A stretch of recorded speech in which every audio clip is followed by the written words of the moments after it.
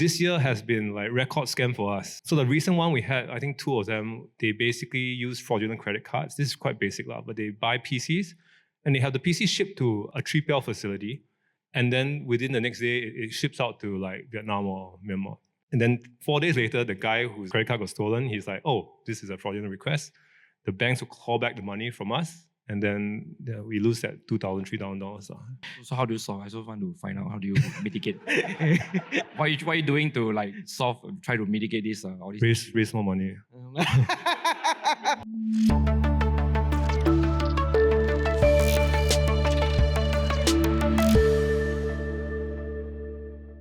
So yeah, my name is Reggie. I started the Financial Coconut Podcast. Today we are at Worldfirst event. More importantly, I think for the audience to get to know all of you before we can start the panel of like why you expand your business abroad, right? Is Singapore too small a market, right? Walk us through. Introduce yourself for our listeners. Hi, my name is Ivan. We own a baby and maternity brand. And our business primarily is in the western part of the world, the US, Canada, Australia, and Europe. Yeah, so no Singapore presence. Just before the rest, how did a man like you start a maternity I started this with my wife. Oh. So when we had our first child, then my wife was passionate about baby products. And I'm passionate about e-commerce, digital marketing. So we said, why not we combine power and then we start an e-commerce business. So that's how we started. Not easy. 7 years ago. Do with wife, not easy. So that's another podcast. Okay, that's for another day. Yes, Sean, introduce yourself. Hi everyone. My name is Sean. I'm the founder of Dreamco. We're one of the leading PC manufacturers in Singapore, a local brand. We also serve the B2B market as well as the enterprise space in the AI data center. We are predominantly in Singapore, unlike Ivan. We have tried to expand overseas, but we'll go into that sometime. So today you are the failed case example. Yeah, the failed case. So now he got a lot of lessons to share, okay? So that's later. And yes, Ho Feng. Yeah, hi everyone. My name is Ho. I'm the co-founder and sales director from Verse Design. So for those of you who do not know about us, we are Shopify Plus agency partners. We focus on 2 things. We build high conversion Shopify e-commerce websites and we drive clicks to convert to customers. And we are HQ in Singapore, and now we have expanded our footprints to about 6 different countries and regions. Awesome. So maybe just to kind of get the ball rolling, right? What made you started looking at expanding beyond your home market? So you have a slightly different story because your so-called home market is in the US, right? And then you expand into other parts of the Western world in that sense, right? So, but all that being said, regardless of where's your home market, it's not every day you wake up and say, I'm going to expand abroad, right? There are a lot of problems that comes along with it, as much as there are opportunities. So like, what made you guys think of like, okay, I'm going to expand beyond where I'm already comfortable in? Okay, the failed case will go first, okay? So I mean, like what Graham mentioned earlier, I think operating a business in Singapore is great for HQ, right? It's very easy to start your business. You can effectively, as a Singaporean, register your business in like 30 minutes on Accra and then get a bank account running because, Singapore is so small. You use a local bank, they all trust you. But the problem in Singapore is that you don't have scale, especially in a low margin business, for example, PCs. You definitely need scale. And this is what Singapore can't offer you. And as what Graham mentioned earlier as well, in Singapore, you have very fierce competition in a very commoditized product. So how do you actually stand out? Do you want to stay in Singapore and fight this battle of expending more money in SEO, SEM marketing just to win over that little bit of market share for the little bit of margin? Or do you want to go into a different market like Vietnam, Thailand, Cambodia even? Yeah. So that's one of the main reasons why we had to expand overseas. Yeah, but you are the dominant player in your vertical already. It's between you and Aftershock, right? Pretty much the 2 of you, right? So, but then when you try to expand into another market, from what I know about your story is you didn't use your main product line, right? So what's the thought process?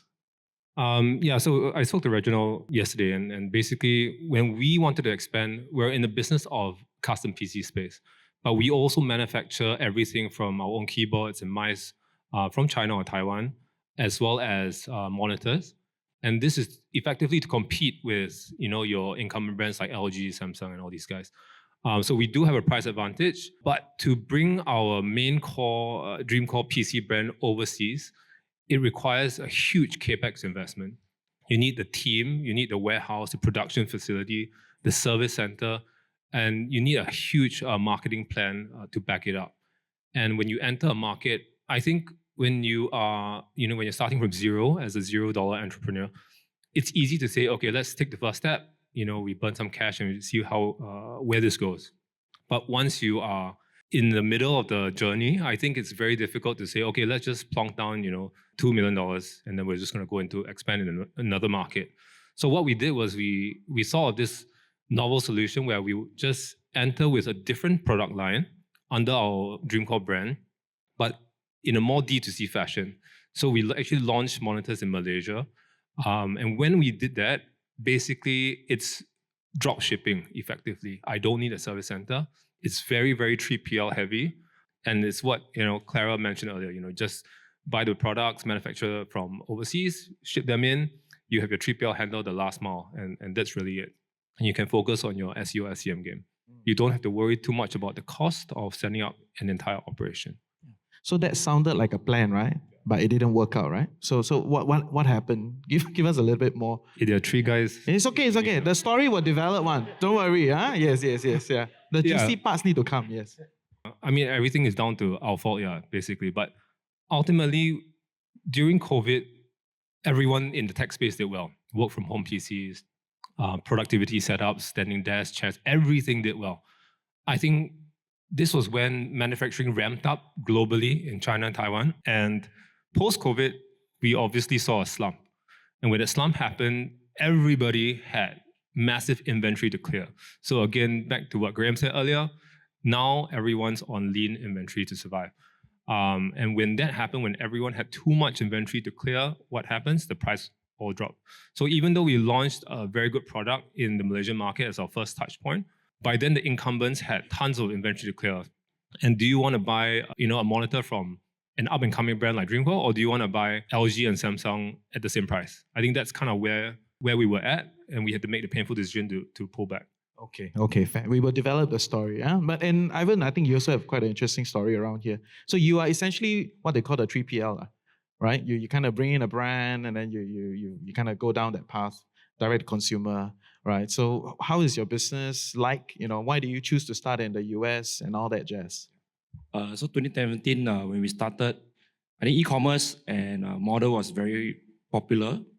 So that everybody was talking about e-commerce and uptrend. Yeah, it's all over my YouTube channel. And then we were introduced to this program by Amazon called the FBA program, Fulfilled by Amazon program, whereby you shoot the inventory to them and then they will do the last mile fulfillment for you. And then they have a platform whereby you can reach out to their customers and sell your products to them. So naively, we're thinking like, starting in Singapore and starting in the US, I think both also very hard. So and since both were very hard and US is such a big market, so why not we choose the big market? Then naively, that's how we decided to start in the US. And then it's been 7 years since then. Okay. Ho Feng, is that true? If both markets are equally hard, might as well start in the US? Because you work with a lot of clients. So is that a fallacy or is that accurate? I think it very much depends on how much bullet you have. Okay. You want to elaborate a little bit more?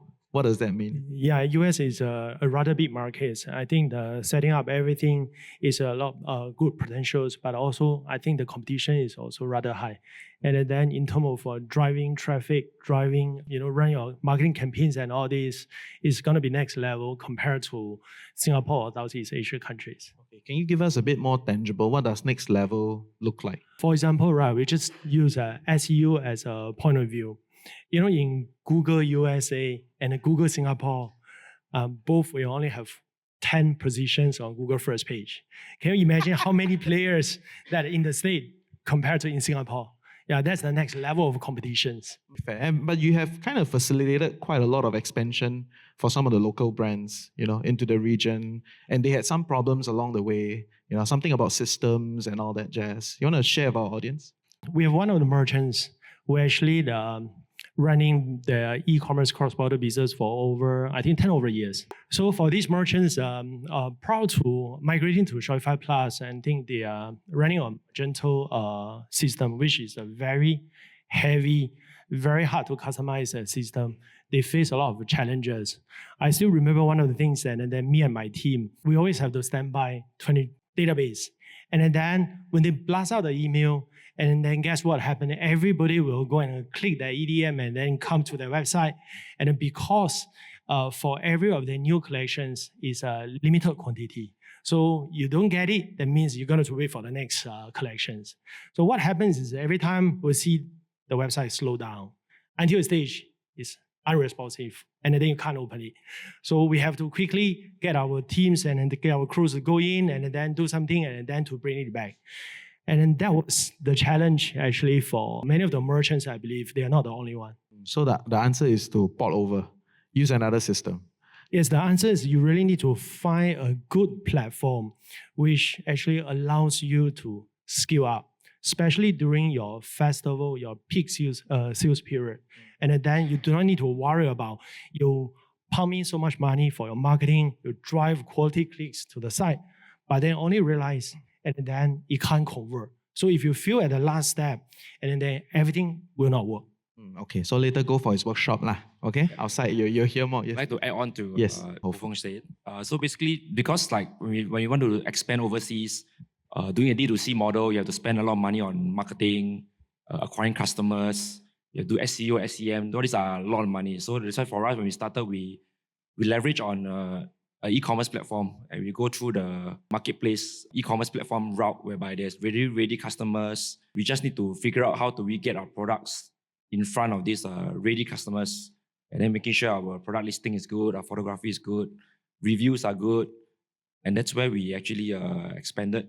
So actually for us, we didn't burn a lot of money in the US. In fact, in the first year, we were really profitable. Yeah, and End of story. that's how good the market. Lah. Yeah, we very lucky we made it profitable. But do you expand beyond marketplace platform after that, or you're still doing the marketplaces only? A big part of our business is still on the marketplace. Like we establish ourselves as a marketplace brand rather than a Shopify D2C brand running fanciful Facebook ads. Yeah. That one very loaded, huh? Fanciful Facebook ads. That's for later, yes. But actually, I wanted to dig a little bit deeper to what Sean said just now. When you are a $0 entrepreneur, everything also do, right? But you grind it out. 2-3 years in, you find a product market fit, you have a home base, you got a business already, right? And now when you try to enter into another market, you're not gonna do another 3 years, right? You want to go in 6 months, give me something. With that thought process, entering a new market, you also expanded into a new market, not just in the US anymore, right? So what were the earlier challenges once you entered in? After all your market study, everything looked very sweet one, right? But once you went in, what are some of the common challenges that you didn't kind of prepare for? So for us, we were in US for about 3 years, and then we expanded to Canada, Australia, and Europe. I think so for us, it was a natural progression because we just follow Amazon's footprint. So whenever they have a presence in, they are the number one e-commerce platform there, and then we just follow. So for us, it was a very natural progression to just expand to the other countries, and they make it very easy for you. With one click, you can have your product listings on all the marketplace. Then you got to figure out the compliance in the country, the regulation, the tax, and all the legal stuff. And then Worldfirst was very supportive. They have all these multi-currencies that we can use to like straight away receive money in Canadian dollars, in Europe dollars, in Australian dollars. We are using Worldfirst since day one. Okay, very smooth plug. I don't need to plug already. Yeah. Good stuff. And Sean, what about you? Your story is quite interesting on this. I mean, we haven't really Hired a whole bunch. Yeah, we haven't really operated in a foreign country for a very long time. But I think one of the bigger challenges that we face has always been manpower. I think whether it's foreign or local, hiring the right people as well as the right partners to manage the business, I think that is, one of the make or breaks. Anything else you can sort of recover from, but if you don't have a strong foundational team that is aligned to your vision, then it's very, very difficult to grow anywhere. So I think a lot of successful companies, in our vertical or elsewhere, instead of going over and saying, I'm the hero, I'm from Singapore, I'm going to, change the landscape and all that by myself, you should actually look for a partner that understands the local background much more than you. And you can never understand it, right? So is this a retrospective thought process? Yes, definitely. Okay. Please continue. Yeah. And without that partner, I think you're kind of just wasting a lot of time, wasting a lot of resources on trying to bash through the market. Unless you have something that is so unique, you have this moat around it, almost like a patent that everybody wants, then yeah, it doesn't really matter because it comes from you. But if you're trying to expand a commoditized product into a different location, I think that's super important. So one of the kind of workarounds that we try to fix our overseas expansion was to instead sell directly to local companies, and that has been working out for us very, very well. So instead of having a service center there, we actually sell to Brunei, Taiwan, Philippines, and all these countries directly to the end users instead. Okay, so this is after you've already tried it, you realize that it's too hard to operate. Let's just work with a local partner. Not that it's too hard. I think we haven't found the right partner to go in with. So once that is secure, I think that will definitely go again. Okay, fair. And Ho Feng, is this the consensus among some of your partners? Yes, we've from the agency point of view and my own observations, this is quite true.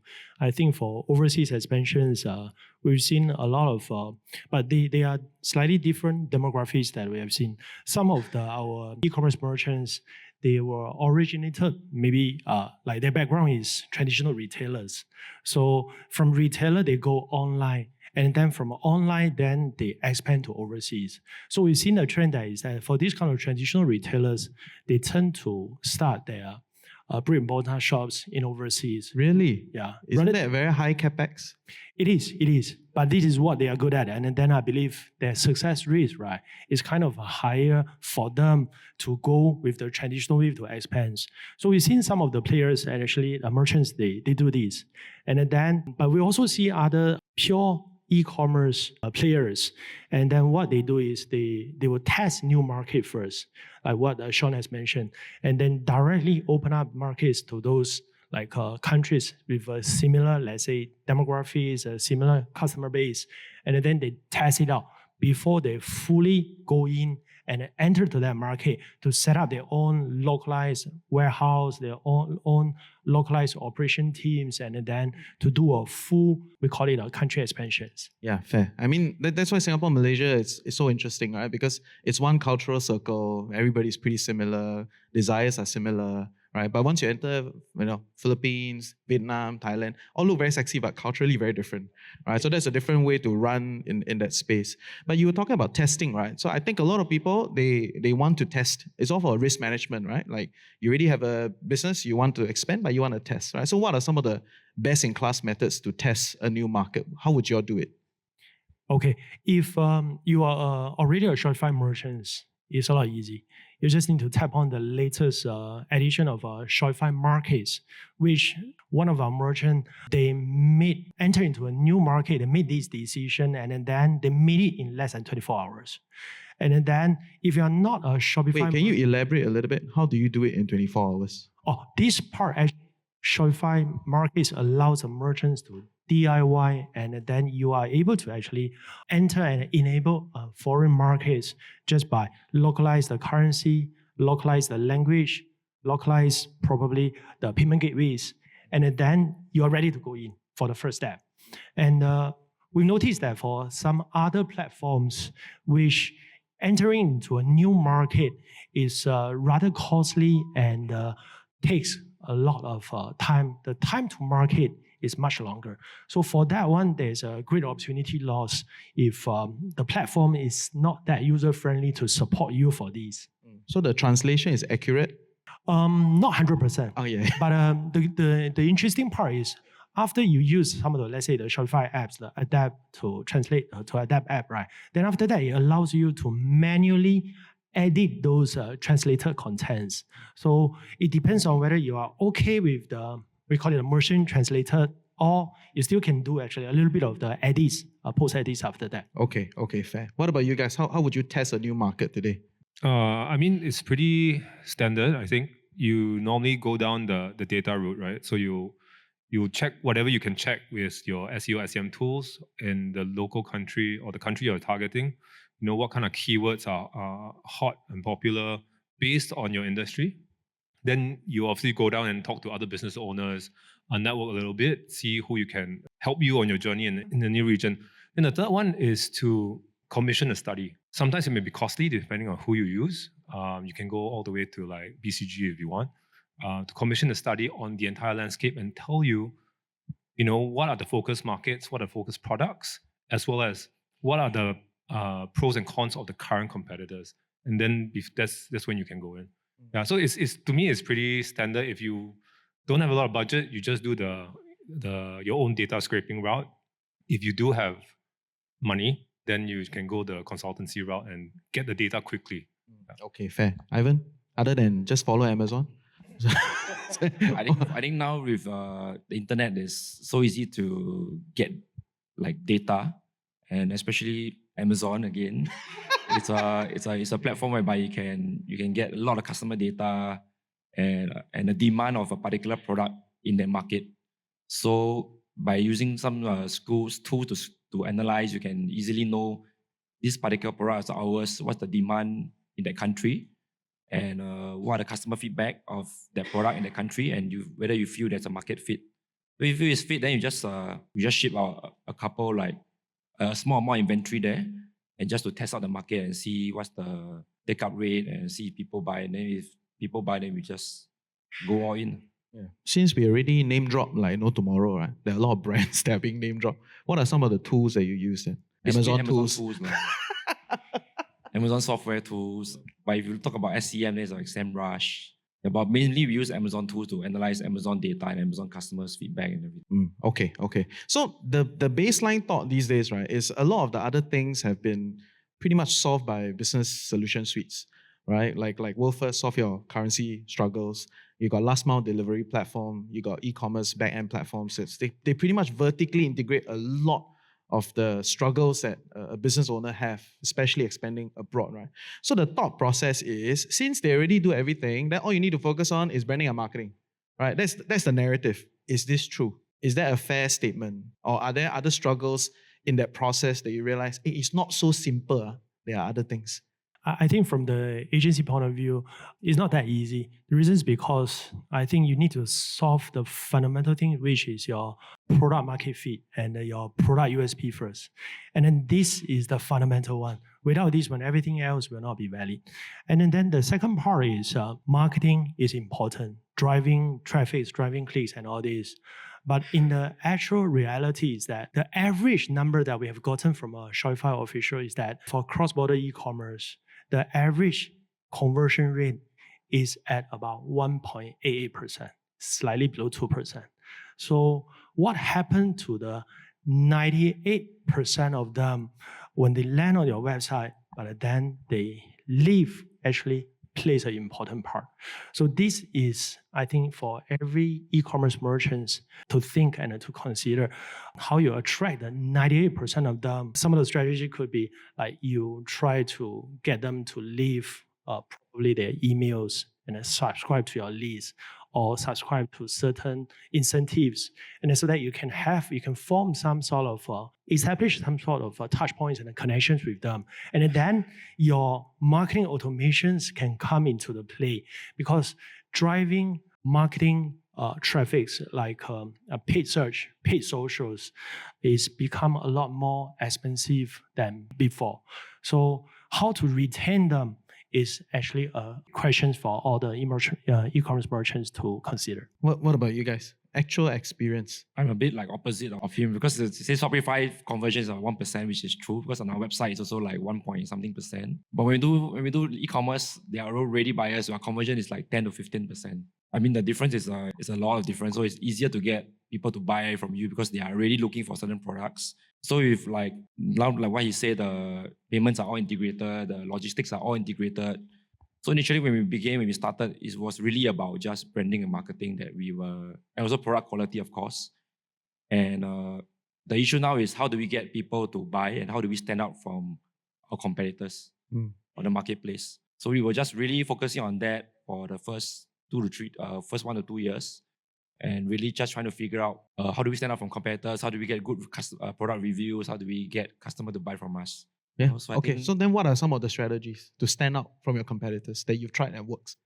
I think on the marketplace, with no branding, as a new brand, nobody knows who you are. I think then your pricing strategy is number one. Of course, number two is your pricing strategy is a sophisticated way of saying cheap, lah. Is it? Must price out your competitor. But is that the idea? No. Maybe he's giving more value at the same price point. Yeah, more value. Okay. How do you improve the product quality? And also customer review. It's very important on the or the e-commerce platform. We do what we can as much as possible to get as many 5-star reviews as we can. And then over time, it builds up. And then once we have like a sizable number of reviews, then we call it, it's kind of like a moat compared. So if like 10,000 reviews for a product compared to someone who has 5 reviews, then like 10,000 reviews becomes a moat for you. Yeah. I mean, from a consumer standpoint, it's true, right? If the pricing is similar, the one with higher review, I'll just take it, right? So that's a fair point. Yeah. What about you guys? So I think what both of them covered is absolutely correct.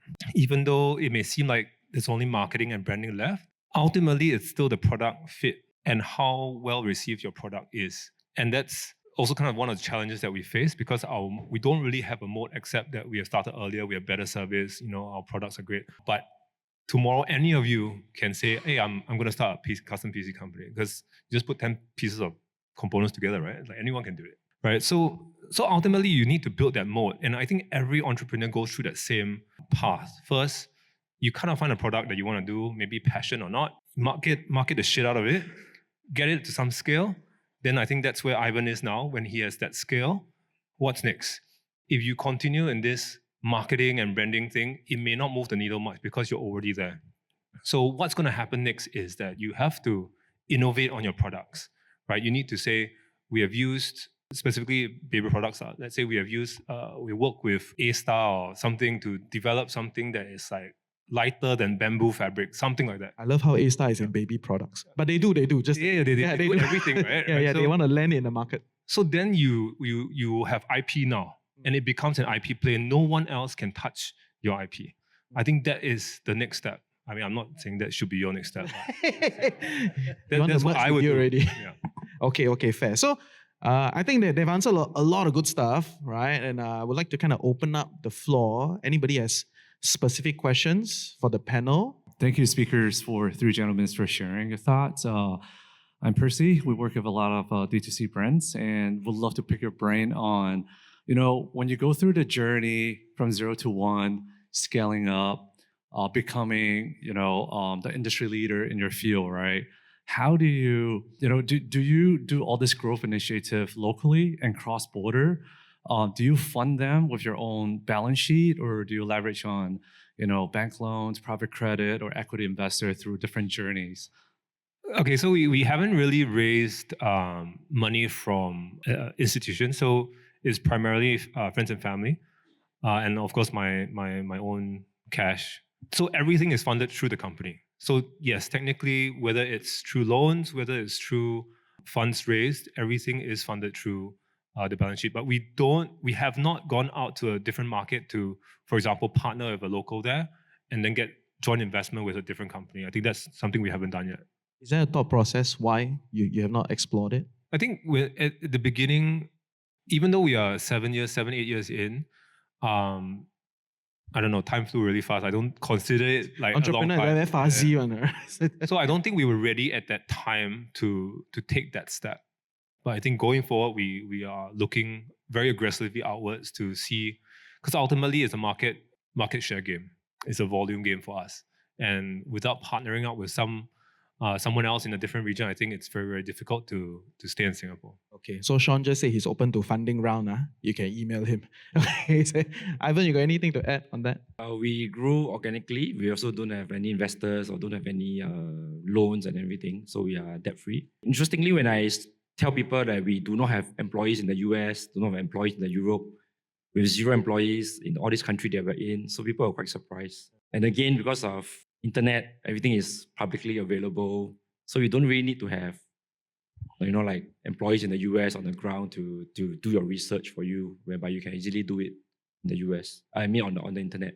So pretty much everything for us is still in Singapore, for our team here, a few virtual assistants in the Philippines. But to answer your question, we didn't specifically raise for expansion, if that's what you were asking.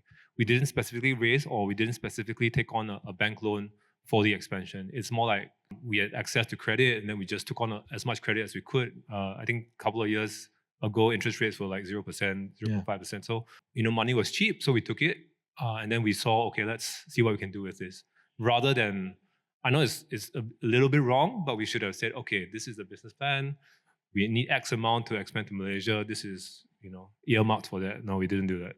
Okay. We were just great. like, let's go. Go. Let's just cross. Okay, great. Any other questions? A little bit deeper on your resource allocation part. Like do you have like a percentage that you allocate aside for marketing, cost of goods sold, operations, and profit margins? There is a fine balance on how much you need to spend in order to gain. So I'd like to know what are your formulas for that. Anybody? It's how we expand. We expand via product range. So more and more different kinds of baby products that we develop. So usually how we do it is we set aside like 10% of our annual profits, and then we use it to develop new products. And then from there, we will, my finance manager will do like hiring budgets required in order to follow our expansion plans, which works out to be about, I think, maybe 5% of our net profit used to hiring and increase manpower, headcount, and everything.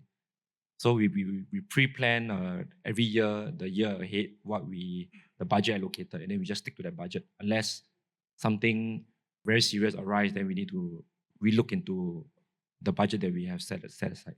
Do you see his energy when he say, my finance manager? That means the financial controller stopped some of his plans before. Okay, last question. I hope that answered if you got any other things to add on that? If not, I mean, we typically set aside 3% of our annual revenue for marketing, but the rest of the stuff like product development and all that isn't too expensive for us. Sometimes there are opportunities that come our way and we have to break the budget. We don't have a finance manager lah. I make all the decisions. So we're Dreamcore. We're opening a retail shop specifically for Land Cafe, right? And even though this sounds very passé, or maybe when you're kid, you go to these land shops and play games, it really ties back to our greater ecosystem of loyalty programs, membership rewards, and all these things. And it becomes more of a tech SaaS play rather than just a hardware solution. Any last questions? One more? So, hi, I'm Vicky. And here today we're talking a lot about growing internationally, sales and all of that. But I wonder, how do you manage complaints overseas? I mean, it's bound to happen. So yeah, it's just some curiosity. So actually for us, in every business, there is bound to be customers who are not happy with us. So for us, we have a guiding principle, which is customer obsession. So for us, every time the customer says something, they are always right. So if they want a refund, usually if it's like not unreasonable, we will just refund them. And then make them happy. And then it's okay if like 1% of the customers scams us because they are not reasonable and everything. But to us is, for the long-term wise, refunding them this time to retain a customer, to make a customer happy, goes a long way in the long-term business of making more and more customers happy. So it's okay if you lose out that 1 or 2 refunds here and there. It doesn't really matter. And also because our product is not like super high end, yeah, that was what I was about to say. Because refund 1 or 2 baby product is okay. Yeah. Refund a few computer is a different story. Yeah, our product is all like $20, point like $2,000 there. I don't know how he does it, so maybe I know he has a story there. Yeah, he probably needs a service center and everything. Yeah, you wanna share a little bit? So we used to handle. Okay, so some of the things that we are the subject matter experts in PCs, right? So when we handle the cases ourselves, we can get through to the customer and explain very clearly what's going on. But as the company grows, as our customer base grows, then we need to hire outside of the tech group. So we actually outsource some of our call centers to the Philippines as well to reduce some of our costs. And then that creates a barrier of understanding. Sometimes we don't train them properly or their knowledge isn't great. But nonetheless, having someone that can directly speak to the customer as and when, no matter what time of the day, I think that resolves most of the customers' complaints already. It's only when the customer feels unheard that is where trouble starts, and that's where you get the bad reviews and all that. Regarding what Reginald spoke about scams, this year has been like record scam for us, right? Record. And the crazy thing is they make use of all the local 3PLs, whether it's Lala Move.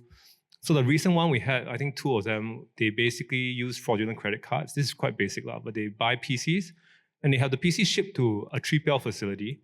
And then within the next day, it ships out to Vietnam or Myanmar.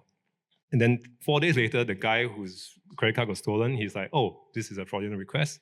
The banks will call back the money from us and then we lose that $2,000, $3,000. And our margins, our GP is not as high as a FMCG product. It's maybe 10 to 15%. So you're talking like you're definitely losing money on this. Crazy. So how do you solve? I also want to find out how do you mitigate. what are you doing to like try to mitigate this? All these Raise more money. Yeah, can email to Sean at Dreamcore. Now we have to train the staff, right? We have to train the staff. We were an attack of phishing as well. So they changed the domain. So Kim Lee was one of the construction companies that we serve, right? And then somebody just changed the domain to kim-lee.sg instead of kimlee.sg, for example. And then we delivered. My guy didn't really check the domain because you kind of just trust. And then they shipped like 30,000, 40,000 worth of stuff to a 3PL warehouse again, and then it's gone. We didn't fire the guy, but so ultimately it's about training. Okay, check for domains, check for industrial addresses. If it's kind of local homes, normal condo, HDB address, I think that's fine.